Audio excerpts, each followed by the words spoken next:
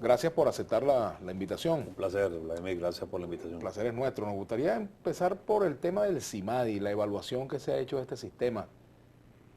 ¿Es viable, es posible que se pueda derrotar el dólar paralelo? ¿Es posible recuperar el valor del bolívar? Que muy poca gente habla de eso, de cómo hacemos para que tengamos eso que llamaban en un momento el bolívar fuerte, para que sea efectivamente un bolívar fuerte. ¿Cuáles son las medidas que nos pueden llevar hacia allá? Mira, Soñando con esa posibilidad. yo creo que las decisiones y los anuncios que se hicieron en materia cambiaria fueron anuncios plagados de problemas y de distorsiones, yo diría que de errores también.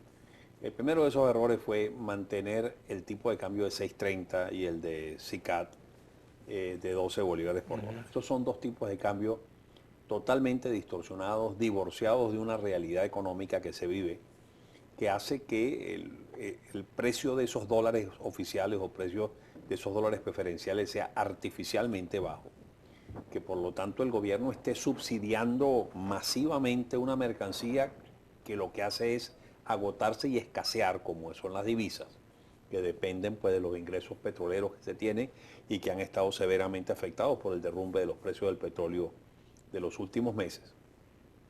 Y a pesar de eso, el gobierno insiste en mantener ese tipo de cambio. Lo hace, obviamente, con la intención de que los productos que se importen con esos dólares artificialmente baratos también generen o se mantengan en unos niveles bajos y que por lo tanto se logren los objetivos del gobierno.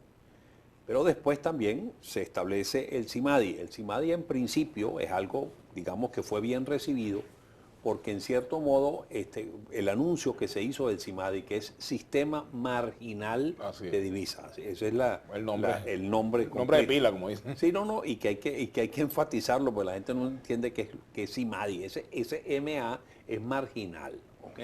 Y por lo tanto el gobierno lo veía como un mercado completamente secundario, un mercado, digamos, de poca importancia, que en cierto modo iba a sustituir al mercado paralelo, que era ilícito y que había sido ilegalizado en mayo del año 2010, que yo siempre he dicho, y esto ya lo habíamos comentado en un programa anterior, que ese fue uno de los más graves errores que se cometió en materia cambiaria en Venezuela, fue la ilegalización de ese mercado paralelo en mayo del año 2010. Y entonces se pensaba que a través de este CIMADI se iba a sustituir a ese mercado paralelo. De hecho, se dijo que ese CIMADI iba a tener unos tipos de cambio que se iban a establecer por el libre juego de oferta y demanda, por lo tanto, donde no iba a intervenir o no iba a fijarlo el Banco Central específicamente, sí se dejaba la opción abierta de que el Banco Central pudiera actuar en ese mercado como oferente, que PDVSA también lo pudiera actuar, pero por informaciones que se tienen y por comentarios que ha hecho el presidente del Banco Central a entes privados, la esperanza del gobierno era que ese fuese un mercado alimentado por el sector privado específicamente. ¿Qué sucedió? Bueno, que mira, fue un mercado que en principio no funcionó, no había oferta de parte del sector público, un mercado que el gobierno prácticamente lo abandonó desde el punto de vista de oferta, y por lo tanto eso hizo que la gente empezara por decir, bueno, ¿qué tan importante es este mercado? Cuando empezaron a ver ofertas, por ejemplo, de divisas a ese mercado a 175 bolívares, cuando el precio lo había tratado de fijar el Banco Central a 170, el Banco Central dijo que no. Entonces fue un mercado que, lejos de funcionar como un mercado libre, era un mercado plenamente intervenido y controlado por el Banco Central. Bueno, el Banco Central se dio cuenta de que eso no estaba funcionando, empezó a subir la cotización porque el mercado paralelo se disparó y se disparó a unos niveles por encima de los 250, llegó hasta 280 bolívares por dólar. En estos momentos estamos menos a 250. Entonces, ¿qué es lo que sucede? Que se mantiene el tipo de cambio para el mercado paralelo, el mercado ilegal, ilícito paralelo, donde la cotización está a 250, y después tenemos tres tipos de no solo que no cambio. le hizo daño, sino que el mercado paralelo se fue más arriba. Se fue más arriba porque ahora hay tres tipos de cambio oficiales y controlados. El de 6.30, el de 12 y otro de 190. ¿Okay? Ese 190 significa que esa cotización de ese mercado o ese dólar es 30 veces más caro que el dólar de 6.30. Entonces no se están corrigiendo, digamos, las razones principales que distorsionan completamente. Ahora, ¿y qué efectos tendría, por ejemplo, una corrección de todas estas brechas que existen en materia cambiaria? Bueno, es una necesidad imperiosa pero corregir una brecha de semejante dimensión es cualquier cosa menos tarea fácil. Y rápida tampoco, ¿no? Ni rápida. El gobierno ha dejado o ha permitido que esas brechas se amplíen de una forma extraordinaria. Eso ha hecho que el control de cambios sea un control de cambios totalmente ineficiente, un control de cambios no funcional, un control de cambios donde todo el mundo se vuelca sobre los dólares preferenciales a 6.30 o a 12, porque volteándose valen a CIMADI, que es un tipo de cambio ya oficial, 190, para no hablar de los 250 del mercado paralelo. Y entonces, por supuesto, esto hace que el gobierno restrinja cada vez más el acceso a esos dólares que cada vez escasean más. Pero en todo caso tiene que haber una hoja de ruta para corregir esos desequilibrios. Claro, pero es que esa hoja de ruta también implica otra serie de aspectos dentro de la economía. No solamente es la cantidad de dólares o el precio de ese dólar que se puede... No, sino, por ejemplo, una de las cosas fundamentales es cuántos bolívares pueden canalizarse hacia ese mercado cambiario para adquirir divisas a ese mercado cambiario. Y eso es una cantidad de bolívares que está aumentando. No sé si dije la cantidad de bolívares que se pueden canalizar hacia ese mercado para comprar dólares. Y la cantidad de bolívares que se están creando dentro de la economía es dramático. De manera artificial. De manera artificial. De manera artificial. El Banco Central sigue creando dinero inorgánico de una manera tremenda.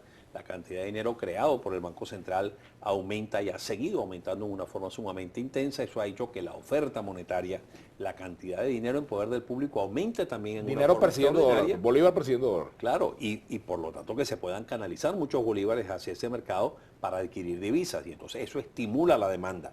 Si tú tienes una oferta que cada vez es más restringida de dólares, pero tienes una demanda de esos dólares que cada vez se estimula más por la enorme masa de bolívares que tú tienes en la economía, por el bajísimo costo del financiamiento. Tú vas a pedir un préstamo a un banco y te lo dan un tipo de cambio bajísimo que no tiene nada que ver con una inflación que ya está rayando el 100%. Entonces, obviamente, esas son cosas que también hay que corregir. Hay que atacar una serie de problemas fundamentales y de desequilibrios fundamentales que están presentes en la economía para que las cosas puedan funcionar.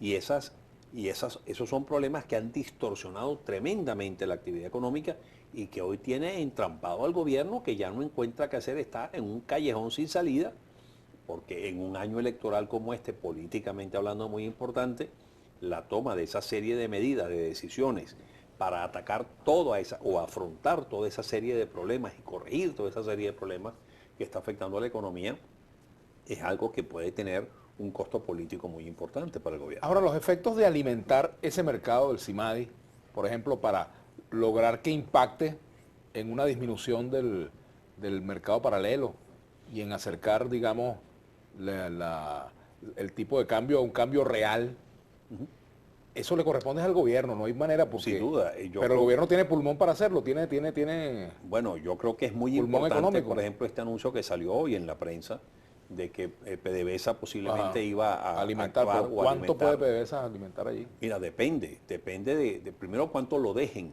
ofertar.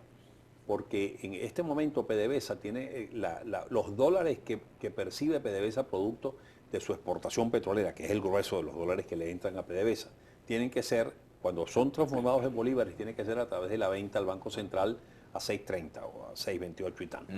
¿Okay?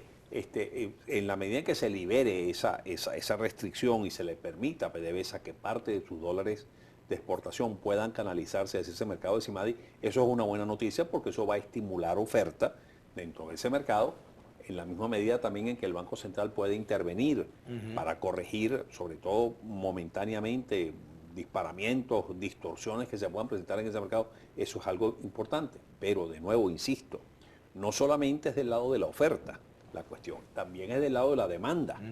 Y la demanda depende esencialmente de la cantidad de bolívares que se puedan canalizar hacia ese mercado, y ahí hay que actuar para restringir la cantidad de bolívares que existan en la economía y que se puedan canalizar hacia ese mercado cambiario. Y esa restricción de los bolívares que existen en la economía pueden afectar también el poder adquisitivo de la gente. ¿Cómo hacer, por ejemplo, para que en un año electoral se restrinja esa cantidad de bolívares en manos del público y no tenga un efecto político, que es la otra? Sin duda alguna. Bueno, es que una de las razones por la que está aumentando la oferta monetaria, por la que el Banco Central sigue creando dinero inorgánico, dinero sin respaldo, de una manera muy intensa, es porque han puesto al Banco Central, a quien le han eliminado todo tipo de autonomía, a financiar gasto público deficitario y por lo tanto la enorme masa, del enorme déficit, la enorme brecha financiera que tiene, por ejemplo, PDVSA, que es la que financia los programas sociales debido a que gasta mucho más de lo que le ingresa. ¿Quién lo cubre? Esencialmente el Banco Central, creando dinero inorgánico, dinero sin respaldo